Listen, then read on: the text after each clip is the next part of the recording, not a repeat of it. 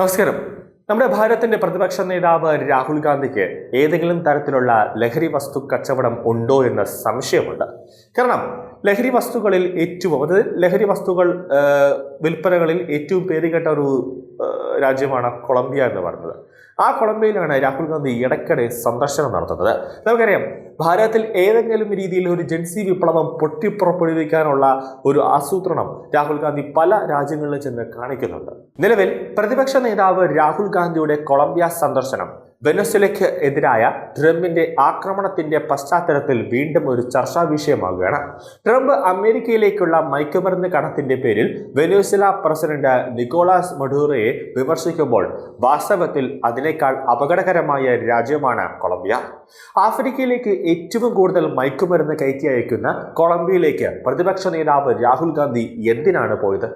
അമേരിക്കയിലേക്ക് അനധികൃതമായി നുഴഞ്ഞു കയറുന്നവരിൽ നല്ലൊരു പങ്ക് കൊളംബിയയിൽ നിന്നുള്ളവരാണ്, ഒരുപക്ഷെ വെനസ്വേലയിൽ നിന്നുള്ളവരെക്കാൾ അധികം. 2025 സെപ്റ്റംബർ ഒക്ടോബർ കാലത്ത് രാഹുൽ ഗാന്ധി കൊളംബിയയിലേക്കാണ് പോയത്. തെക്കേ അമേരിക്കൻ രാജ്യങ്ങളായ ചിലി, പെറു, ബ്രസീൽ എന്നിവ സന്ദർശിക്കുന്ന കൂട്ടത്തിലാണ് കൊളംബിയയും രാഹുൽ ഗാന്ധി സന്ദർശനം നടത്തിയത്. ഇന്ത്യയിൽ ജനാധിപത്യം ഊട്ടിയുറപ്പിക്കാനാണ് രാഹുൽ കൊളംബിയയിൽ പോയത് എന്നാണ് പറയപ്പെടുന്നത്. ജനാധിപത്യം കുടികൊള്ളുന്നത് മയക്കുമരുന്ന് മാഫിയകളുടെ തലസ്ഥാനമായ കൊളംബിയയിലാണോ? മയക്കുമരുന്ന്, ക്രൈം, തൊഴിലില്ലായ്മ, സാമ്പത്തിക പ്രതിസന്ധി എന്നിവയാൽ നട്ടം തിരിയുന്ന രാജ്യത്തെ യൂണിവേഴ്സിറ്റിയിൽ ചെന്നിരുന്ന് ഇന്ത്യക്കെതിരെ വിമർശനം ഉന്നയിക്കാൻ എങ്ങനെയാണ് ഒരു പ്രതിപക്ഷ നേതാവിന് കഴിയുക? കൊളംബിയയിൽ പോയി രാഹുൽ ഗാന്ധി ഒരു സംഗീത ഗ്രൂപ്പിനൊപ്പം ഡ്രം കൊട്ടുന്ന വീഡിയോ അതുവരെ സമൂഹ മാധ്യമങ്ങളിലുണ്ട്. എന്തായാലും ഇന്ത്യ വിരുദ്ധ പ്രവർത്തനങ്ങൾ ശക്തിപ്പെടുത്താനും ഇന്ത്യക്കെതിരെ ആഗോള ശക്തികളെ കൂട്ടാനുമാണ് രാഹുൽ ഗാന്ധി വിദേശ രാജ്യങ്ങളിൽ പോകുന്നത്. അതിന്റെ ഭാഗം തന്നെയായിരുന്നു കൊളംബിയയിലെ ഈ സന്ദർശനവും.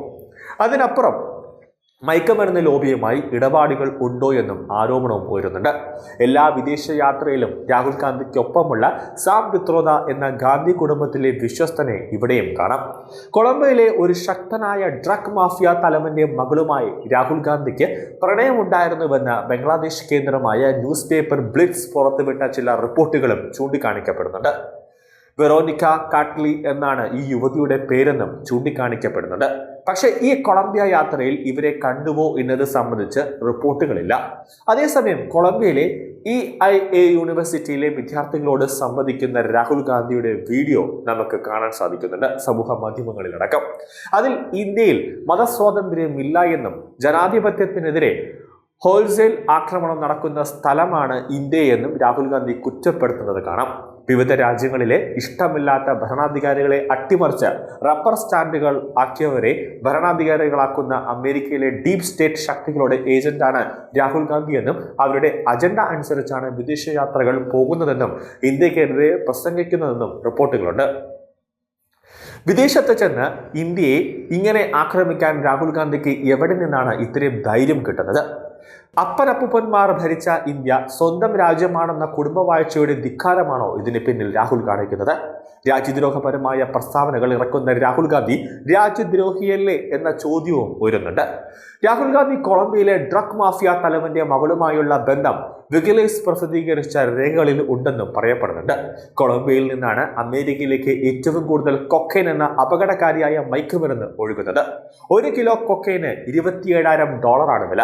കൊളംബിയ കൊക്കൈൻ വഴി അമേരിക്കയിൽ നിന്നും വർഷം തോറും $3,700 കോടി സമ്പാദിക്കുന്നതായി റിപ്പോർട്ടിൽ പറയുന്നുണ്ട്.